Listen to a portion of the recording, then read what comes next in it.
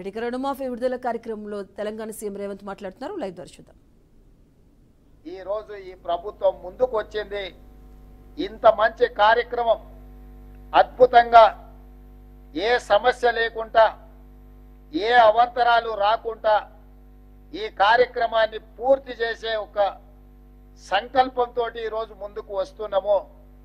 ఇది మొదటి విడత మాత్రమే. 1,00,000 వరకు మొదటి విడతలో 100% లక్ష లోపల ఉన్న రైతులకు 100% రుణ విముక్తి కలిగించినము. 0 నుంచి 1,00,000 రూపాయల వరకు ఉన్న ప్రతి రైతుకు ఈ రోజు రుణ విముక్తి జరుగుతుంది. రెండవ విడత 0 నుంచి 1,50,000 వరకు ఉన్న లక్షలాది మంది రైతులకు రెండవ విడత 100% రుణమాఫీ చేస్తాము. మూడవ విడత 0 నుంచి 2 లక్షల వరకు ఉన్న రైతులకు 100% రుణ విముక్తి చేస్తాము. 3 విడతలలో 31,000 కోట్ల రూపాయలు ఆగస్టు నెల పూర్తి కాకముందే మీ ఖాతాలలో నగదు చేసి ఎలాంటి నిబంధనలు లేకుండా కొంతమంది రైతు రుణమాఫీకి రేషన్ కార్డు కావాలని అడుగుతుంది ప్రభుత్వాన్ని అపోహలు సృష్టిస్తున్నారు.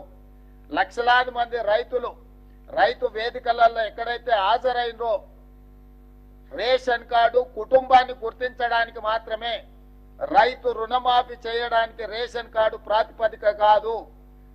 రైతు రుణమాఫీ చేయడానికి ప్రాతిపదిక మీకు భూమి ఉండాలి, భూమికి పాస్బుక్ ఉండాలి. పాస్బుక్ బ్యాంకులో పెట్టి మీరు రుణం తెచ్చుకుంటే, రైతు రుణం తెచ్చుకుంటే ఆ రుణాన్ని మాఫీ చేస్తాము. రుణమాఫీకి కొలబద్ద పాస్ పుస్తకమే తప్ప రేషన్ కార్డు కాదు. గ్రామాలలో ఉన్న మీ మిగతా రైతులందరూ కూడా కొంతమంది దొంగలు ఏదైనా దొంగ మాటలు చెప్తే నమ్మొద్దు అని చెప్పి స్పష్టంగా వాళ్ళకు ఒక అవగాహన కల్పించండి. ప్రతి రైతుకు ఉన్న అప్పును మాఫీ చేయడానికి అవసరమైన అన్ని చర్యలు చేపడుతున్నాము. ఏదైనా సాంకేతిక లోపం వస్తే మీ సంబంధిత బ్యాంకు అధికారి దగ్గరికి వెళ్ళండి, వాళ్ళు సంపూర్ణంగా సహకరిస్తారు. ఈ రోజు ఆ అధికారులు కూడా ఈ సమావేశంలో ఉన్నారు. వాళ్ళందరికీ కూడా మేము విజ్ఞప్తి చేస్తున్నాము. విద్య పూర్తిగా రాని వాళ్ళు, సాంకేతిక నైపుణ్యం లేని రైతులు ఏదైనా చిన్న చిన్న తప్పిదాల వల్ల మీ కంప్యూటరీకరణలో ఏదైనా సమస్య వస్తే రైతులను కూర్చోబెట్టి ఆ రైతులకు ఒక అవగాహన కల్పించి ఆ రైతులకు రుణమాఫీ ఏ విధంగా పూర్తి చేయాలనో వాళ్ళకు అవగాహన కల్పించండి అని చెప్పి మేము బ్యాంక్ అధికారులను విజ్ఞప్తి చేయడం జరిగింది. వాళ్ళు ఒప్పుకున్నారు. వాళ్ళకు కూడా మనస్ఫూర్తిగా కృతజ్ఞతలు.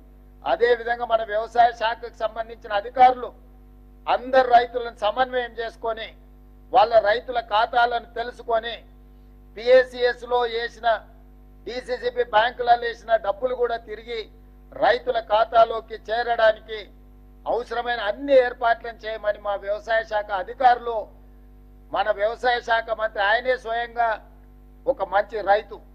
ఆయన ఎప్పుడు సమయం వచ్చినా సందర్భం వచ్చినా వారు వ్యవసాయం చేస్తారు. వ్యవసాయం సమస్యలు తెలుసు.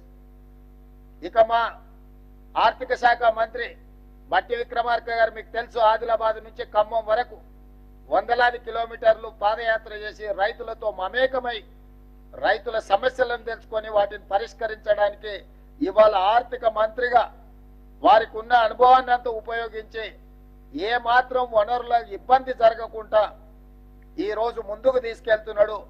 వారికి ఆర్థిక మంత్రిగా బాధ్యత అప్పచెప్పినప్పుడు ఆయన గారు ఇచ్చిపోయిన అప్పు 7 లక్షల కోట్ల రూపాయలు.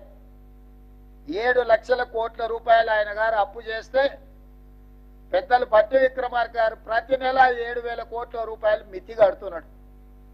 అప్పు చేసిన అయ్యగారు మిత్తి కడుతున్నదేమో బట్టి విక్రమార్క గారు. ప్రతి నెల తిన్నా తినకపోయినా ఉపాసం బండి అయినా పోయినసారి చేసిన అప్పులకు ఇప్పుడు మన బట్టి విక్రమార్క గారు ప్రతి నెల దాదాపుగా 7,000 కోట్ల రూపాయల మిత్తి కడుతున్నాడు. తెలంగాణ రాష్ట్రం వచ్చినప్పుడు సంవత్సరానికి 12 నెలలకు కలిపి కడుతున్న మిత్తి అప్పు 6,500 కోట్లు. ఆనాడు సంవత్సరానికి కట్టే బ్యాంకు అప్పు ఇవాళ ప్రతి నెల కట్టాల్సిన పరిస్థితి వచ్చింది. ప్రతి నెల గతంలో ప్రభుత్వ అధికారులకు జీతాలు ఇవ్వాలన్న కష్టంగా ఉండే, ఎత్తుకొని జమ చేసి ఇచ్చే పరిస్థితి. అక్కడి నుంచి ప్రభుత్వ అధికారులకు పెన్షన్దారులకు ప్రతి నెల మొదటి తారీఖు నాడు 5,000 కోట్ల రూపాయలు జీతభత్యాలకు ఈరోజు మనం కేటాయిస్తున్నాము, నిధులు విడుదల చేస్తున్నాం. సరిగ్గా 7 నెలలు మనం మహాలక్ష్మి గాని, గృహజ్యోతి గాని, రాజీవ్ ఆరోగ్యశ్రీ గాని ఇట్లా వివిధ ఖాతాలకు వివిధ మన 6 గ్యారంటీలలో అమలు చేసిన 5 గ్యారంటీలకు ఇప్పటి వరకు 29,000 కోట్ల రూపాయలు మన ప్రభుత్వం ఖర్చు పెట్టింది. అంటే ఇన్ని రకాలుగా ఇబ్బందులు వచ్చినా సంక్షేమ పథకాలకు ఇప్పటికీ 7 నెలల్లోనే 29,000 కోట్ల రూపాయలు ఖర్చు పెట్టి ప్రతి నెల పోయిన ప్రభుత్వం చేసిన అప్పుకు దాదాపుగా 7,000 కోట్ల రూపాయలు మిత్తి కట్టుకుంటా ఇప్పుడు రైతులను ఆదుకోవాలి, రైతులకు ఇచ్చిన మాట నిలబెట్టుకోవాలి, మాట ఇస్తే మాట తప్పం మడమ తిప్పము, కాంగ్రెస్ పార్టీ ఏదైనా చెబితే 100% అమలు చేస్తుంది అని 2009లో మన్మోహన్ సింగ్ గారు ఏ విధంగా అయితే రుణమాఫీ చేసి చూపించిండో ఈనాడు దేశంలోనే ఆదర్శం. కొంతమంది ఎక్కడెక్కడి నుంచో వచ్చి ఒక ఆయన గుజరాత్ మోడల్ అంటాడు, ఇంకొక ఆయన ఇంకేదో మోడల్ అంటాడు. ఇవాళ ఈ దేశంలో ఉండే కోట్లాది మంది రైతులకు, రాజకీయ పార్టీలకు తెలంగాణ మోడల్ ఆదర్శంగా నిలబడబోతుంది. తెలంగాణ రాష్ట్రం మాట ఇచ్చి రైతులకు 2 లక్షల రూపాయల రుణమాఫీ ఏకకాలంలో అధికారంలోకి వచ్చిన మొదటి 8 నెలల లోపలనే శ్రీమతి సోనియా గాంధీ గారు, శ్రీ రాహుల్ గాంధీ గారు ఇచ్చిన మాట నిలబెట్టుకొని ఈ రోజు దేశంలోనే ఆదర్శమైన ప్రభుత్వంగా తెలంగాణ మోడల్ గా ఈ రోజు మనము నిలబడ్డము. వ్యవసాయం దండుగా కాదు, వ్యవసాయం పండుగని నిరూపించినాం.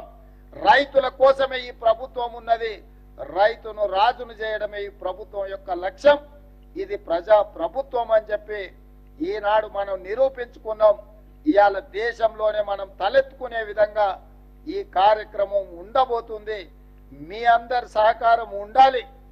ఆనాడు సవాళ్లు విసిరిన వాళ్ళకి నా విజ్ఞప్తి ఒకటే, మిమ్మల్ని రాజీనామా చేయమని మేము అడగం, ఎందుకంటే మీరు ఎట్లాగో పారిపోతారు మాకు తెలుసు. కాకపోతే ఇప్పటికైనా కాంగ్రెస్ మాట ఇస్తే మాట నిలబెట్టుకుంటది. సోనియా గాంధీ గారు, రాహుల్ గాంధీ గారు మాట ఇస్తే అది శిలాశాసనం, ఆ మాట తప్పరు. రాజకీయ ప్రయోజనాల కోసం గాంధీ కుటుంబం మాట ఇవ్వదన్న సంగతిని మీరు గుర్తు పెట్టుకోవాలి. మీలాంటి మాటలు గాంధీ కుటుంబం ఇవ్వదు. ఈరోజు మనమందరం శ్రీ మల్లికార్జున్ ఖర్గే గారు, శ్రీమతి సోనియా గాంధీ గారు, శ్రీ రాహుల్ గాంధీ గారికి మీ అందరి తరఫున, తెలంగాణ రాష్ట్ర రైతాంగం తరఫున వారికి కృతజ్ఞతలు తెలియజేసే ఏకగ్రీవ తీర్మానం మనం ఈ సమావేశంలో ప్రవేశపెడుతున్నాం. అందరు ఈ రైతు వేదికల దగ్గర ఉన్న వేలాది మంది రైతులు అందరూ కూడా పెద్ద ఎత్తున చప్పట్లతో వారికి అభినందనలు తెలియజేస్తూ, కృతజ్ఞతలు తెలియజేస్తూ తీర్మానం ప్రవేశపెడుతున్నాం. ఆ తీర్మానానికి అనుకూలంగా ఇక్కడున్న పెద్దలందరూ, అక్కడ రైతు వేదికలలో ఉన్న రైతులందరినీ కూడా ఆమోదించాల్సిందిగా, చప్పట్లు కొట్టాల్సిందిగా మీకందరికీ నేను విజ్ఞప్తి చేస్తున్నా. అదేవిధంగా ఈ కార్యక్రమంలో పాల్గొన్న ఎమ్మెల్యేలు, ఎమ్మెల్సీలు, ఎంపీలు, ఈ కార్యక్రమంలో పాల్గొన్న వివిధ ప్రాంతాలలో మంత్రులకు కూడా నేను అభినందనలు తెలియజేస్తున్నా. ఈ కార్యక్రమాన్ని విస్తృత స్థాయిలో గ్రామాలలో గ్రామ సభలు పెట్టి ప్రజలకు చేరవేయండి. ఎవరికైనా అవగాహనలో లోపం ఉంటే కాంగ్రెస్ పార్టీ కార్యకర్తలు రైతులకు సహకరించి, రైతులను సమన్వయం చేసి బ్యాంకుల దగ్గరికి తీసుకెళ్లి వాళ్ళకు సహాయంగా ఉండి వాళ్ళ రుణమాఫీ జరిగే విధంగా మీరు ముందుకు వెళ్ళాలి అని చెప్పి మా సహచార శాసనసభ్యులకు, శాసన మండలి సభ్యులకు, పార్లమెంట్ సభ్యులకు నేను సూచన చేస్తున్నా. ఇంకొక మాట, ఎల్లయ్య గారు చెప్పినట్టుగా వారి సూచన మేరకు ఈ నెలాఖరులో శ్రీ రాహుల్ గాంధీ గారిని ఒక గొప్ప బహిరంగ సభ, అభినందన సభ, కృతజ్ఞత సభ వరంగల్లో ఏర్పాటు చేసుకుందాం. మీరందరూ లక్షలాదిగా తరలి వస్తామని చెప్పి మీరందరూ మాట ఇవ్వండి. మీ తరఫున 2-3 రోజుల్లోనే నేను, ఉప ముఖ్యమంత్రి గారు, ఇతర మంత్రివర్గ సహచరులు అందరం వెళ్ళి రాహుల్ గాంధీ గారిని ప్రత్యేకంగా ఆహ్వానిస్తాం.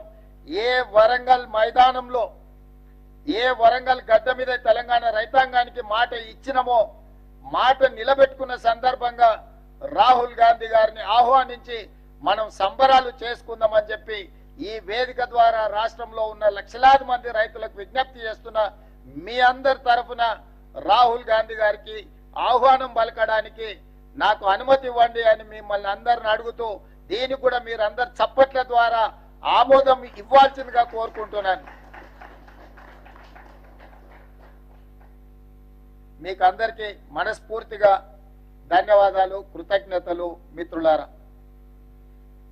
అందరికీ నమస్కారం. ఈ బృహత్తర కార్యక్రమం, చారిత్రక కార్యక్రమం భారతదేశ రాజకీయాల్లో, తెలంగాణ రాజకీయ చరిత్రలో మన ప్రభుత్వానికి, మన ముఖ్యమంత్రి రేవంత్ రెడ్డి గారికి దక్కటం రైతు లోకం తరఫున, రైతాంగం తరఫున ధన్యవాదాలు తెలియజేస్తూ, ఈ గంటలో 4ంటికి మా భారం తీసుకొచ్చి ప్రకాష్ చంద్ర గారికి, మోహన్ దాస్ గారికి, శ్రీహరి గారి మీద పెట్టాము. ఏ బ్యాంకులో, ఏ బ్రాంచ్లో కూడా చిన్న సంఘటన కూడా నెగిటివ్గా ఈ ప్రభుత్వానికి రాకూడదు. ప్రతి పైసా రైతు చేతిలోకి వెళ్ళేటట్టుగా మీరు మాట ఇచ్చారు ఉదయం.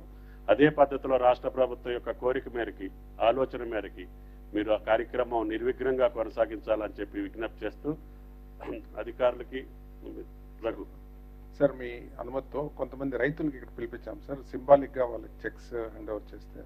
సార్ ఇప్పుడు మల్లిపెద్ది చెన్నమ్మ